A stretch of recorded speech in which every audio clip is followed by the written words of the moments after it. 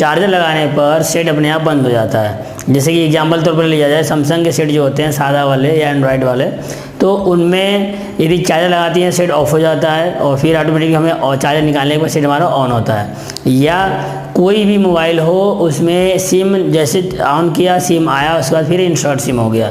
तो दोस्तों ये प्रॉब्लम कहाँ से आती है? तो इसको बोलते हैं दोस्तों हम BSI, इसको हम बोलते हैं BSI। इसका हिंदी में नाम होता है दोस्तों तापमान, यानी BSI जो होता है तापमान जो होता है पूरे मोबाइल को रन कराते रहता है। हमारे मोबाइल में दोस्तों होता है एक BC, ये हमारा BC होता है जिसमें एक प्लस एक माइनस। दोस्तों जो ये बीच वाला पॉइंट होता है इसी को हम बोलते हैं BSI।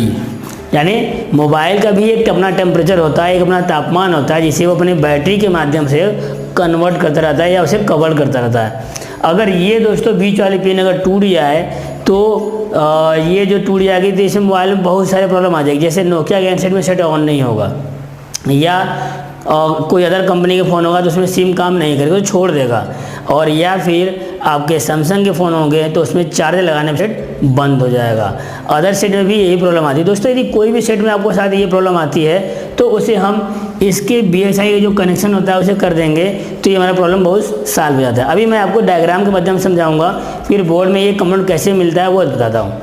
तो दोस्तों डायग्राम अगर देखी जाए तो हमारा ये होता है BSI, यानी हमारी होती है बैटरी। अगर BAT हमारी बैटरी हो गई दोस्तों, जिसमें ये हमारे बिंदु होते हैं एक प्लस एक माइनस, तो माइनस वाला तो यही दोस्तों हो जाता है। प्लस का जो होता है यहाँ पे हमारा निकला होता है ये रेजिस्टेंस के माध्यम से, रेजिस्टेंस भी होता है दोस्तों, और यहाँ पे कैपेसिटर भी होता है। इसके बाद दोस्तों ये जो होता है डायरेक्ट चली जाती है हमारी IC में, ये हमारा होता है आपका CPU। तो आप यहाँ देख रहे हैं दोस्तों कि ये वाला जो लाइन है, ये लाइन भी जो ये हमारा जो पॉइंट है हमारा BSI होता है। और अगर मैं आपको ये दिखाऊं तो BSI, तो ये हमारा अगर प्लस हो जाएगा, ये हमारा BSI हो गई। और यदि हम इसको दूसरे माध्यम से देखें तो दोस्तों जी हमारा होता है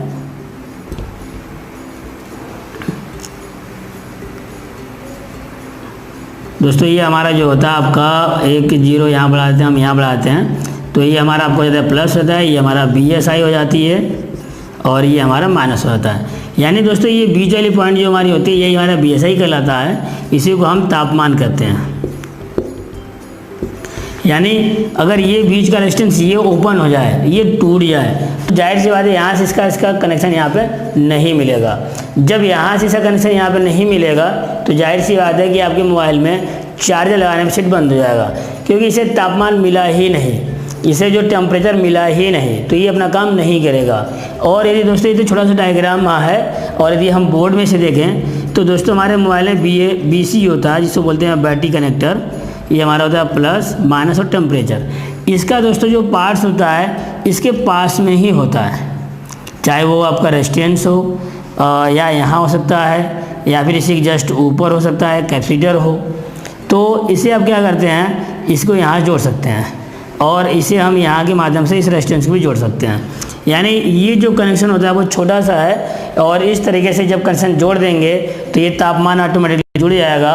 यानी ये हमारा जो BSI का पॉइंट है, BSI का जो हमारा दोस्तों ये पॉइंट है, ये पॉइंट इससे जुड़ जाएगा और हमारे मोबाइल में जो टावर की जो हमारे मोबाइल में टेम्परेचर की समस्या थी वो सॉल्व हो जाती है। और यदि बीच वाली जो पिन होती है अगर ये नीचे को दब जाए तो वो क्या करते हैं, इसको हम बाहर की तरफ हल्का सा खींच लेते हैं, BSI को बाहर की तरफ हल्का खींच लेते हैं, तब भी हमारी प्रॉब्लम सॉल्व हो जाती है। दोस्तों अगर ये BSI का जो बीच वाला पॉइंट का पिन होता है इसमें कार्बन आ जाए या थोड़ा सा जंग लग जाए तो ये हमारी प्रॉब्लम क्रिएट करने लगता है। तो हमें इसे थोड़ा सा साफ़ करना चाहिए, चिमटी साफ़ कर लीजिए, उससे हो जाता है। या फिर इसका अगर डायरेक्ट हम कनेक्शन कर दें, यहाँ से यहाँ पे जोड़ दें, तब भी हमारा ये काम कर जाता है। चलिए दोस्तों मैं आपको बाई बोर्ड पे दिखाता हूँ कि ये बोर्ड पे कैसे होता है।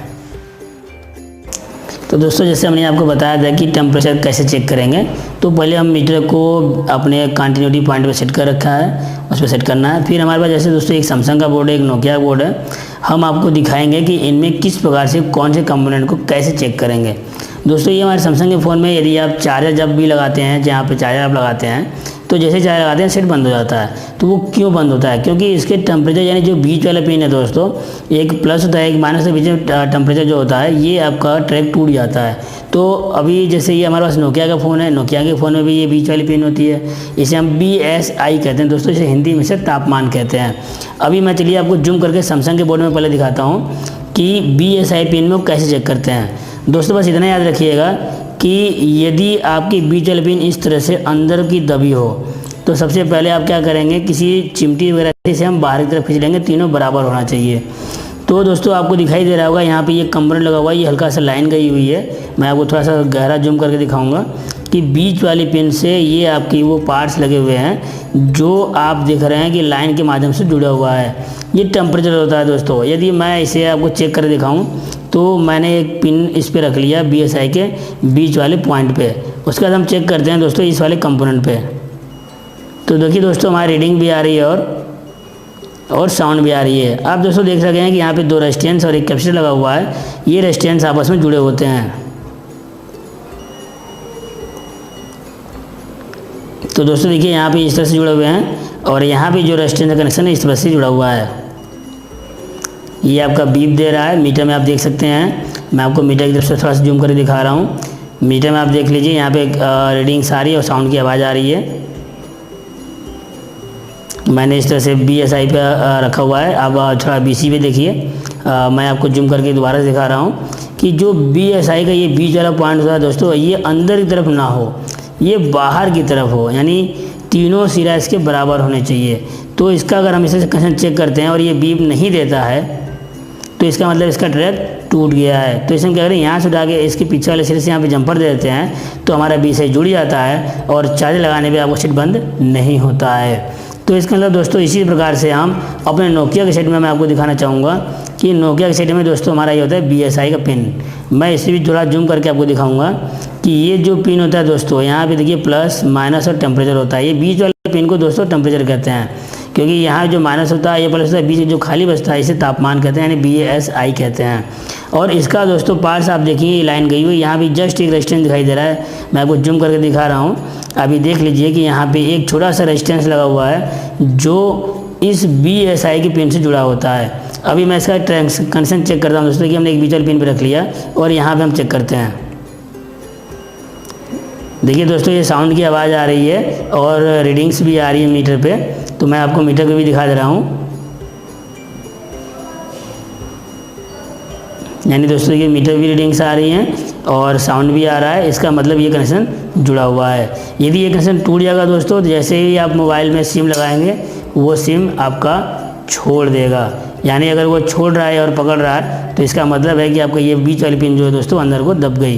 तो इसे हम क्या करेंगे, हल्का से बाहर की तरफ खींच लेंगे। जैसे ही हम बाहर तरफ खींचेंगे तीनों सिरा बराबर हो जाएगा और इस तरह से हमारा जो सिम आपका बंद हो रहा था चालू हो रहा था वो आपको कंटिन्यू चलेगा।